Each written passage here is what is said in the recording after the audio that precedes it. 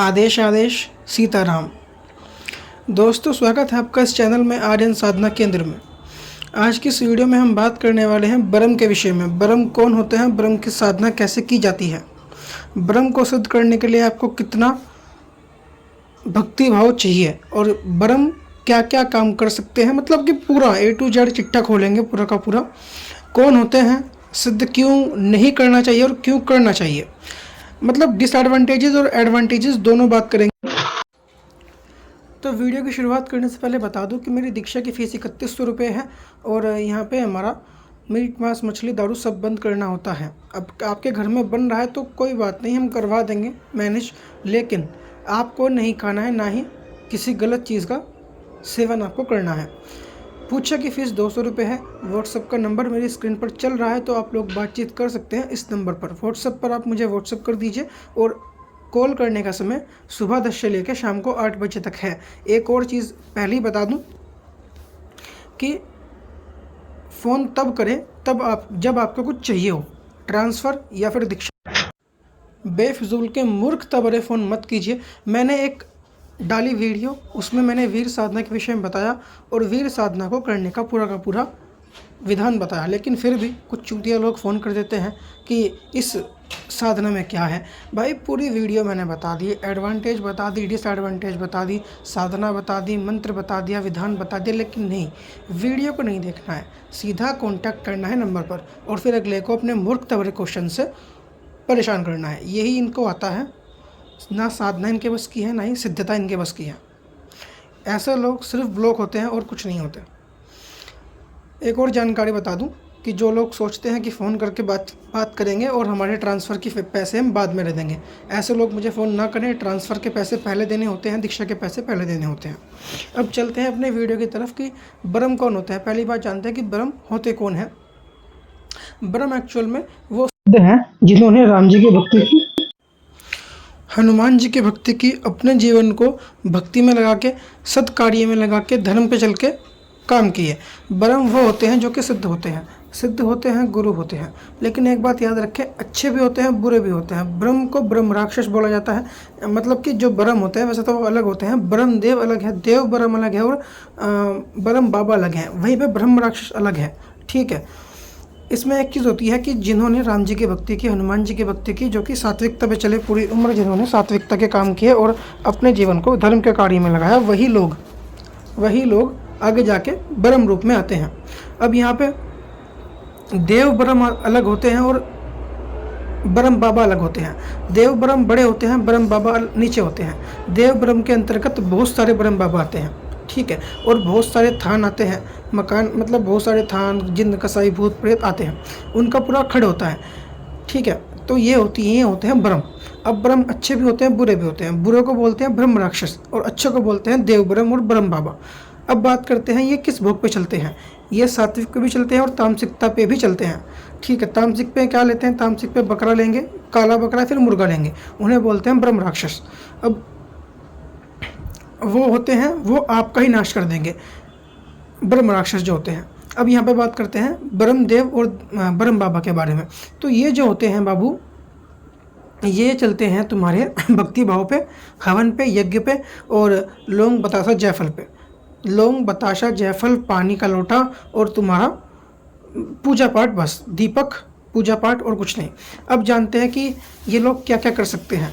तो मेरे भाई, भूत प्रेत उतारना, भूत प्रेत को मार लगाना, पर्चा बनाना। पर्चा बनाने का मतलब है कि पूछा देना, बहुत अच्छी पूछा देना, जिसमें कि एक कण गिन देते हैं कि सामने वाले की जेब में कितने पैसे पड़े हैं, वो भी गिन देंगे।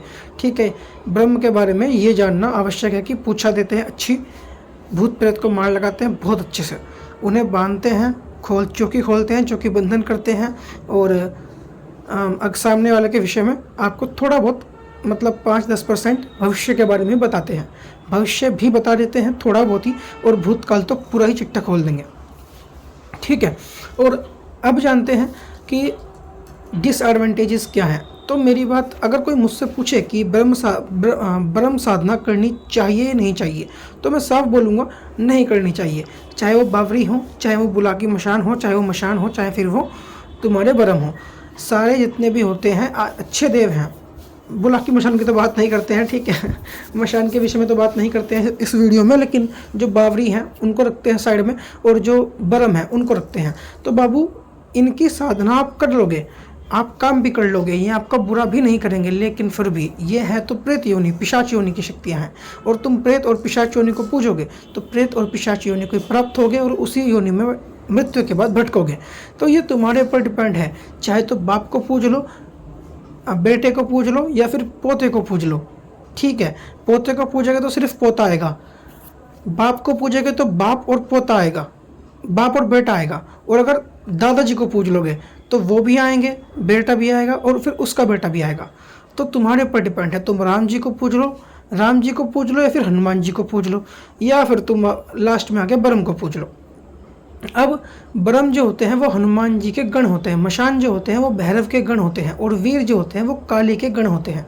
ये चीज़ जानना आवश्यक है कि जो ब्रह्म बाबा होते हैं वो हनुमान जी के गण हैं, सेवक हैं, एक तरीके से दूत हैं, ठीक है। और बहुत से लोगों में, मेहंदीपुर बालाजी में और बहुत से जो लोग चौकी लगाते हैं हनुमान जी की, वहाँ पे ब्रह्म ही काम करते हैं, ये चीज़ भी जानना आवश्यक है। पर्चा बनाने में ब्रह्म बहुत तेज होते हैं। अब यहाँ पे ब्रह्म भी बहुत सारे हैं, ठीक है। हर्षु ब्रह्म भी हैं, और जलालपुर वाले ब्रह्म भी हैं, और यहाँ पे मोहन ब्रह्म भी हैं। तो ब्रह्म भी काफ़ी सारे होते हैं जो कि सिद्ध ब्रह्म हैं, ये कुछ सिद्ध ब्रह्म हैं, ठीक है। इनका नाम सोखाबंदी भी होता है, एक मतलब अलग अलग जगहों पे आप जाओगे तो अलग अलग जगह पे इनका नाम अलग होता है, ठीक है। अब जो ब्रह्म होते हैं जो कि सिद्ध होते हैं वो अलग हैं, मतलब ठीक है। एक होता है ब्रह्म बाबा, वो अलग है, और एक होता है देव ब्रह्म, वो अलग हैं, ठीक है। तीनों अलग हैं। जो ब्रह्म बाबा हैं उनके अंतर्गत शक्तियाँ चलती है कम, फिर आते हैं देव ब्रह्म, उनके अंतर्गत फिर आते हैं सिद्ध ब्रह्म, उनके अंतर्गत चलती है शक्तियाँ थोड़ी ज़्यादा, यानी कि 100, 200 या फिर 1000 या फिर 10,000, ठीक है। आगे बात करते हैं देव ब्रह्म के विषय में। तो उनके अंतर्गत शक्तियों का भंडार होता है, भूत प्रेत जिन्न कसाई मुस्लिम हिंदू सब होते हैं उसके अंतर्गत, जिसमें कि लाखों शक्ति भी आ सकती हैं, ठीक है। अब बात करते हैं कि अगर आप लोग यहाँ पे ब्रह्म को पूजते हो, तो मैंने पहले बता दिया है कि ब्रह्म को पूजने वाला पिशाच योनि में ही जाएगा। तो आप लोग ब्रह्म की साधना कैसे कर सकते हो? तो ब्रह्म की साधना करना इतना मुश्किल नहीं है। यूट्यूब पे आचार्य मंगल जी ने सबसे पहले ब्रह्म के विषय में बताया है। जो बात है वो साफ खुली कहो, ठीक है। हमारा ज्ञान हमारा है, उनका ज्ञान उनका है, ठीक है। और जिस भी जगह से आप ज्ञान लेते हो, चाहे फिर वो कोई भी हो, आपको उनका नाम लेना चाहिए। पूरे यूट्यूब पे सबसे पहले ब्रह्म साधना के विषय में, ब्रह्म बाबा के विषय में विस्तार से सिर्फ और सिर्फ आचार्य मंगल जी ने बताया है, ठीक है। और उससे पहले ब्रह्म के विषय में कोई भी साधना, कोई भी वीडियो पूरे यूट्यूब पे नहीं थी, ठीक है। तो उन्होंने जो साधना दी है, मैं वो साधना नहीं दूंगा, ठीक है। वो साधना अलग है, जो साधना मैं देता हूँ वो अलग होती है, और जो साधना मैं दूंगा उसमें आपको 21 डेज लग जाएंगे, ठीक है। क्योंकि आचार्य मंगल की अगर आप साधना करोगे तो आपको उनके सानिध्य में रहकर करनी पड़ेगी। मेरी साधना आप करते हो तो आपको मेरे सानिध्य में रहने की आवश्यकता नहीं है, आप अपने घर बैठ के भी कर सकते हो। करना कुछ नहीं है, आपको हनुमान जी की सेवा करनी है। सबसे पहले आप किसी भी ब्रह्म के पास जाइए, जहाँ भी कोई ब्रह्म का थान हो या फिर कोई ब्रह्म स्थित हो। हर्षु ब्रह्म जैसे कि हैं बड़े ब्रह्म, ब्रह्म बाबा नहीं, ब्रह्म बाबा को मत पूजो, सिद्ध ब्रह्म या फिर देव ब्रह्म को पूजो। अब उनके थान पर जाने के बाद आप भोग प्रसाद लेके जाइए। भोग प्रसाद में क्या होगा? 5 बताशे, 2 लौंग, 5 लड्डू, 2 सफ़ेद बर्फ़ी, 1 मीठा पान, ठीक है, और 2 जायफल, 1 नींबू। ये सामान लेके जाइए एक थाली में, फिर कैसे भी करके, और वहाँ पे जाके चढ़ा दीजिए, और फिर उनसे आशीर्वाद लेके अपने घर आइए। उसके बाद हनुमान जी के मंदिर में जाके 1.25 किलो लड्डू आप चढ़ाइए, 1 लंगोट चढ़ाइए, और बाबा का चोला आप चढ़ाइए। वहाँ पे आप जो है मांगिए कि हे महाराज, मुझे आपके आशीर्वाद से जिस ब्रह्म को मैं भोग प्रसाद दे के आया हूँ, या फिर अगर हर्षु ब्रह्म या फिर उसका कोई नाम है तो आप उसका नाम लेके बोलिए कि मुझे इन ब्रह्म को सिद्ध करना है, कृपा कर, मैं आपकी सेवा करूँगा और आपकी सेवा से मुझे प्राप्त हो, ये मेरी इच्छा है। आपको सिर्फ हनुमान चालीसा का पाठ करना है दिन में 7 बार, एक दिन में 7 बार हनुमान चालीसा का पाठ, और रामचरित्र मानस का पाठ अगर तुम कर सको, मानस का पाठ कर सकते हो शाम को तो बहुत अच्छा है, वरना फिर डेली, ठीक है। आपको हनुमान चालीसा तो पढ़ना ही पढ़ना है 7 बार, सुबह शाम 7 बार। और आप ये जो होता है ना, हमारे यहाँ पे एक चीज़ होता है एक मंत्र का, ठीक है। आप किसी भी एक मंत्र को उठा लीजिए हनुमान जी के, जो कि काफ़ी पावरफुल मंत्र हो, ठीक है। मैंने ऑलरेडी एक मंत्र दिया हुआ है, वो भी आप उठा सकते हैं। तो भाई उस मंत्र को आप लोग कर सकते हैं, ठीक है। अब उस मंत्र की बस आपको 21 माला करनी है। किसी भी मंत्र को उठा लीजिए हनुमान जी के, जो कि जागृत हो, अच्छा मंत्र हो, बीच जिसमें कि बाबा का बीज आ रहा हो, उसकी 21 माला करनी है। आपको सिर्फ इतना मांगना है हर बार संकल्प में, जब भी आप पूजा करने बैठो, कि मुझे ब्रह्म बाबा की तरंग मुझे आपसे दान रूप में चाहिए। तो जो ब्रह्म आप स्वयं सिद्ध करोगे वो ब्रह्म अलग होगा, जो ब्रह्म आप हनुमान जी से सिद्ध करवा के लोगे बेटा वो ब्रह्म ही अलग होगा। वो तुम्हारी ज़िंदगी की काया पलट कर देगा, और किसी के बाप में दम नहीं, किसी के बाप के पिछवाड़े में दम नहीं कि उस ब्रह्म को कोई रोक दे, थाम दे या फिर बांध दे। सबसे बड़ी बात ये होती है, ठीक है।